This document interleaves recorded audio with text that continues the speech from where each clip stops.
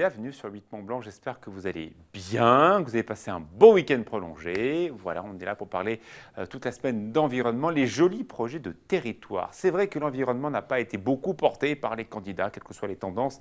Et pourtant, il y a de véritables projets de territoire qui vous concernent, que vous habitiez en zone urbaine, périurbaine, en pleine campagne, en pleine Cambrousse, en Savoie-Mont-Blanc. Vous serez vraiment étonné de toutes les choses qui se passent à côté de chez vous. Bonjour Pauline, vous allez bien? Bonjour Alexis, très bien. Bien travaillé, j'ai vu dimanche soir les élections, très bien. Ça va, on attend les législatives. Oui, c'est parti, nous c'est la machine à laver, hein. Ça y est, saurage, on repart. Mais l'actu locale nous rattrape.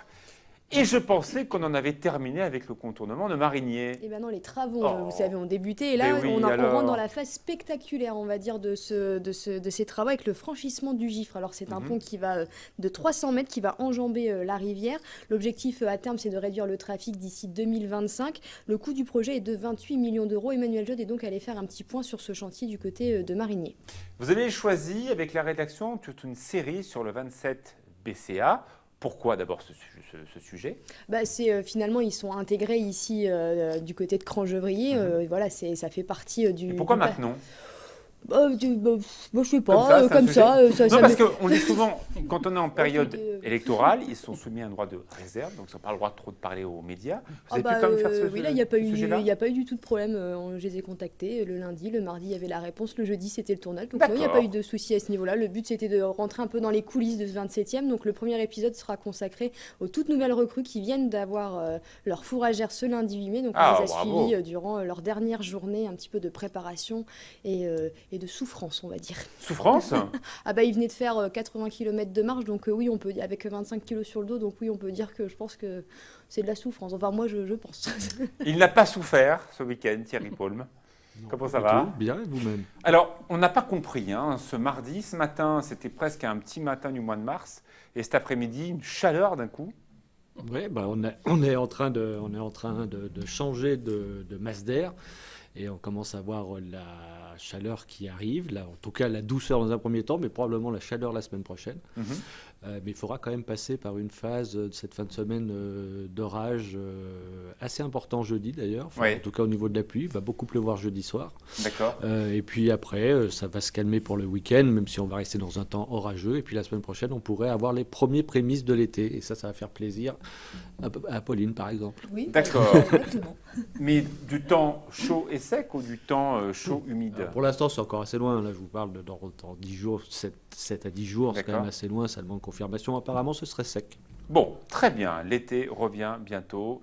Et la sécheresse? Ça un peu plus quand même? Continuera bientôt aussi. Alors. Oui, on n'est encore pas... Ça va un peu mieux. Ça va un peu mieux. Disons que ça s'arrange. Mais va probablement finir à peu près dans les normales, donc c'est déjà une bonne chose. Alors qu'on a tous l'impression qu'il a fait un temps pourri dans ce mois de mai. Non, c'est normal chez nous qu'il pleuve au mois de mai. Là, on est déjà plus de la moitié en 10 jours, donc il a quand même beaucoup plu. Il a pas mal plu. Bon, bienvenue dans la place de l'info. Tout de suite, nous recevons Maurice Mechevant.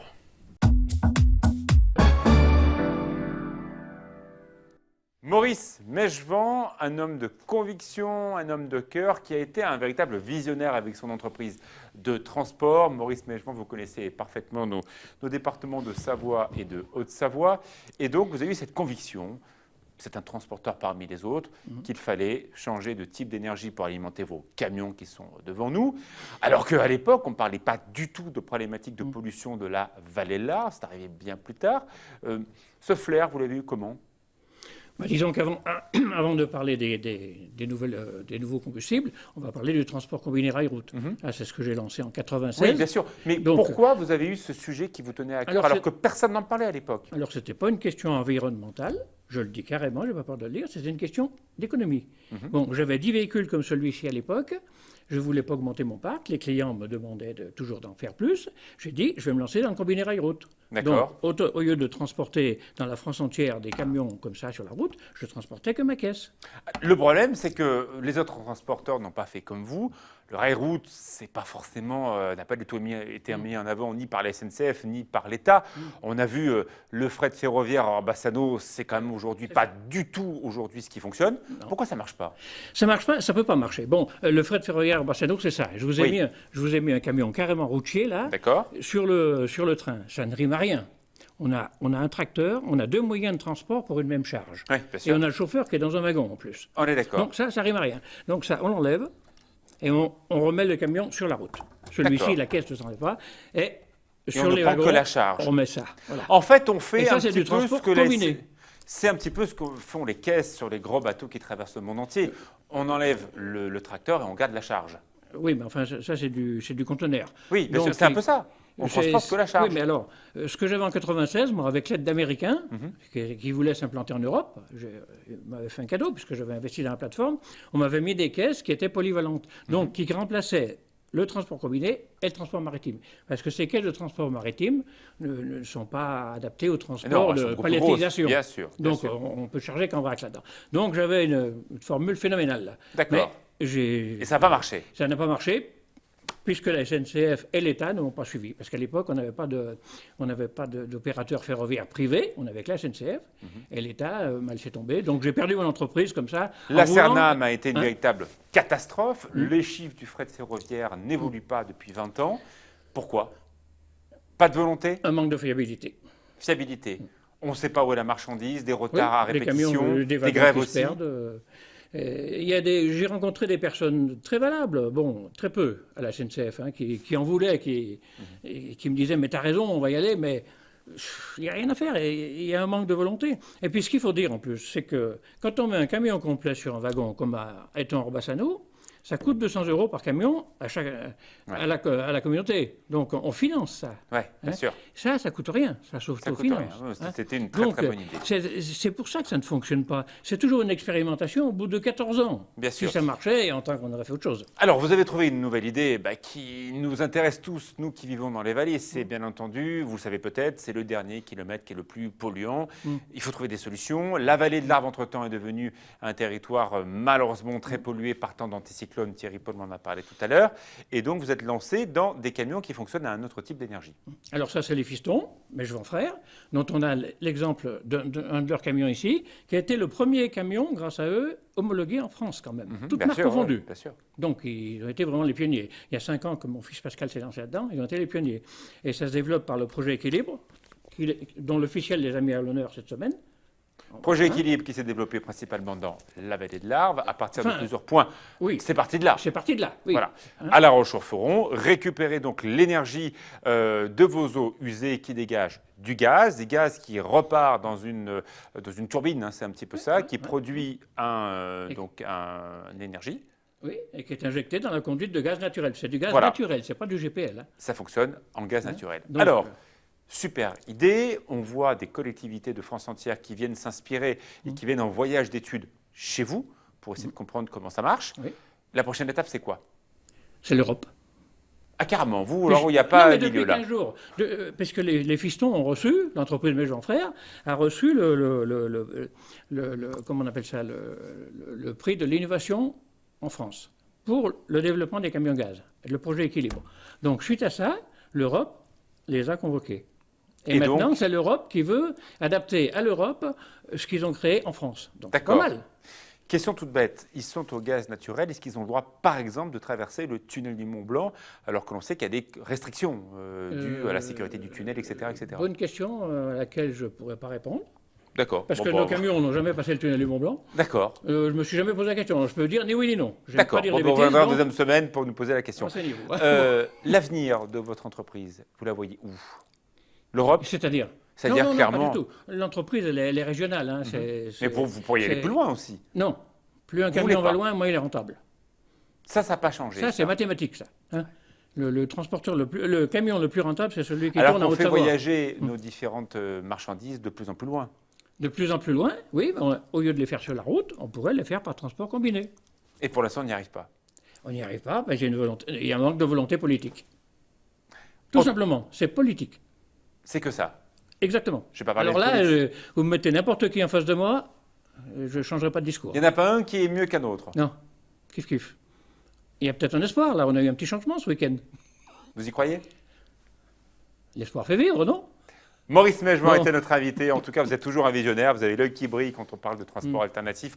C'est vrai que nos vallées Dernier mot très rapidement, cette vallée de l'Arve, on l'a vu encore cette année, il y a beaucoup de personnes qui ont protesté, qui ont parfois aussi émis des votes contre dans cette vallée.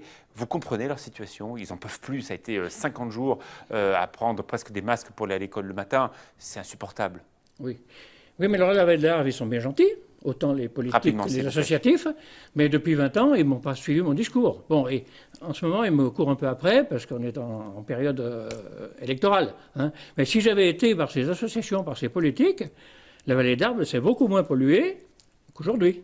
Alors que le camion n'est pas que la source principale. En plus, le transport combiné, donc la caisse sur les wagons, il règle les problèmes en frontière espagnole, il règle les problèmes dans l'Est et il règle les problèmes en région parisienne. Merci beaucoup Maurice Mégevant, vous étiez notre invité. La météo et après on part dans le parc des Bauges avec une magnifique ville juste à côté, Chambéry.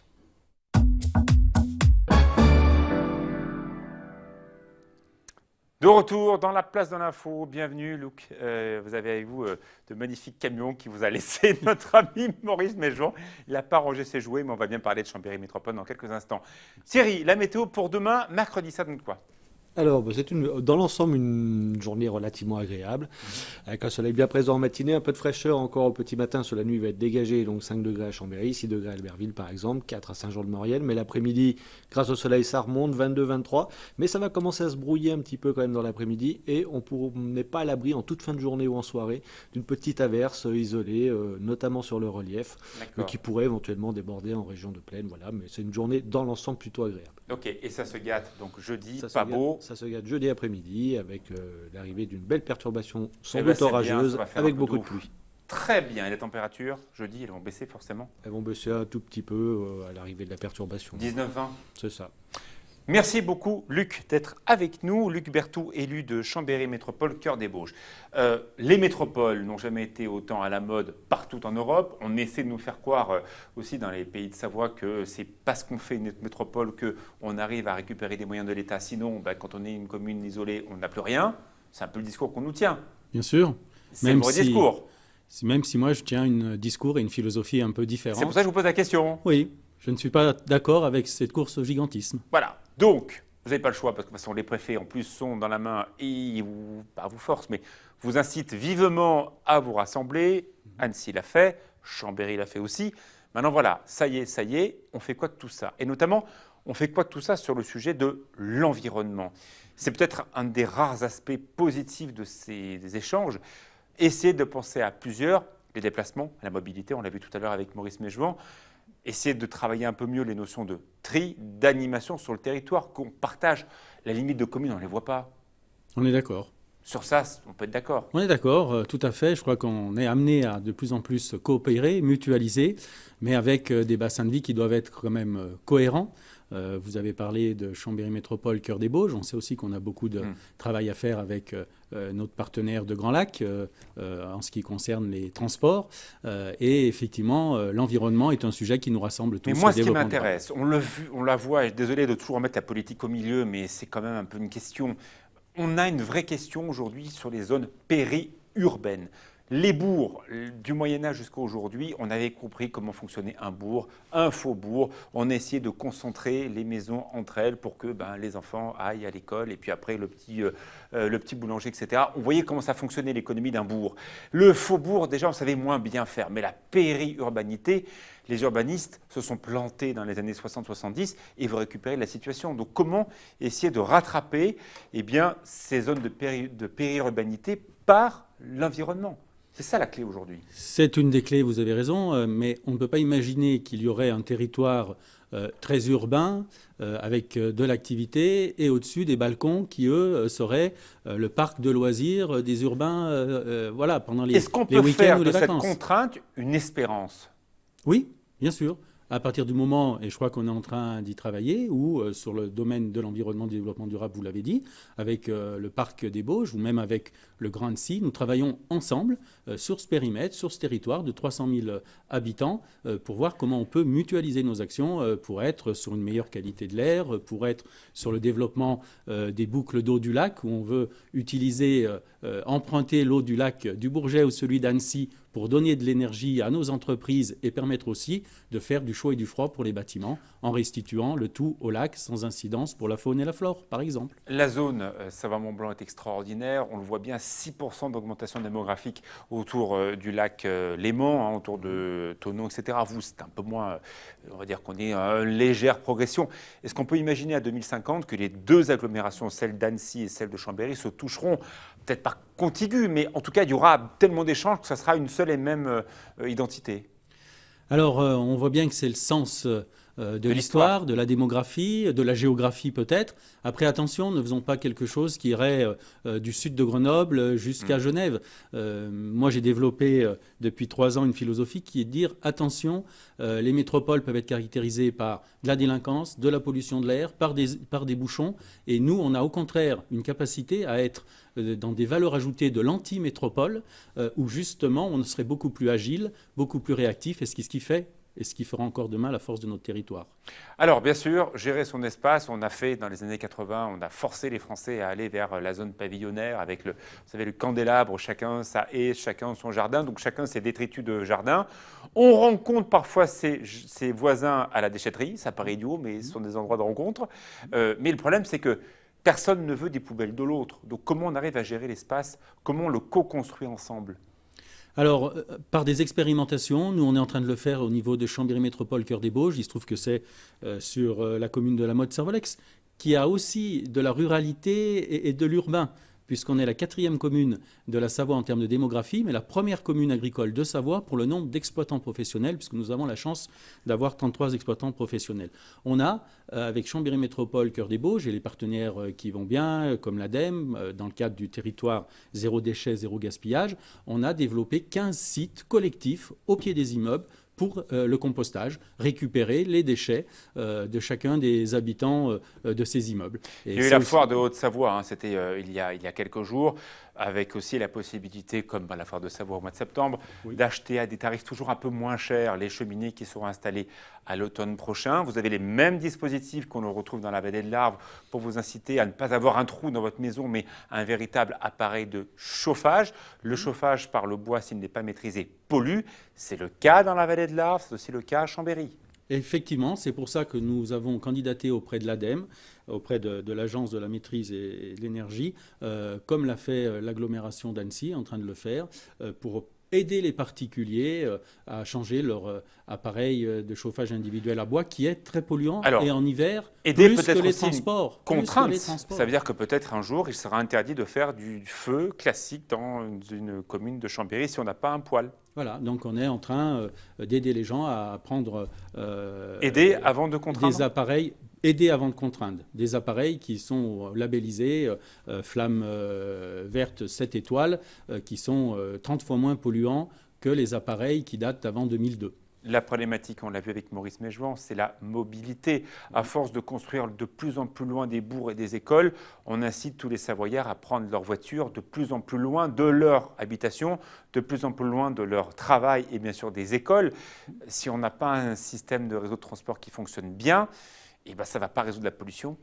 Non, c'est vrai, c'est pour ça que j'ai un des sujets que j'évoquais en préambule de notre entretien, en vous disant qu'on avait des sujets avec les autres agglomérations, celui des transports en commun, du renouvellement du parc aussi. On voit bien qu'au niveau national, le diesel recule. Et puis, on sait qu'effectivement, dans ce domaine-là, celui de la mobilité, le meilleur des trajets, c'est celui qu'on ne fait pas. Et donc, il faut qu'on travaille sur l'immobilité. La fiscalité écologique, voilà un sujet qui marche. Pas du tout. On a appris ce matin que les malus n'ont jamais autant apporté d'argent à l'État parce que c'est la mode des SUV. Plus vous prenez un véhicule cher, plus vous êtes censé, soi-disant, payer la fameuse vignette. Jamais l'État n'a encaissé autant de malus que cette année. C'était ce matin dans la presse. Oui. Il y a des constats comme ça qui sont assez désolants, même si on peut reconnaître à l'État, dans ces derniers mois, dernières années, avec le territoire à énergie positive et pour une croissance verte, d'avoir mis en évidence, en exergue, des initiatives des collectivités, parce que l'État, je crois, a compris que tout ne pouvait pas venir de lui. Ça vient aussi de nous tous. Voilà, essayer d'arranger un petit peu l'air que l'on respire et aussi les déchets que l'on peut avoir dans notre petit pavillon avec la petite haie qui va bien dans notre zone de Savoie-Mont-Blanc. Merci beaucoup à vous, Luc Berthoud. Vous êtes élu à Chambéry Métropole. On retrouve tout de suite le journal Pauline Corso.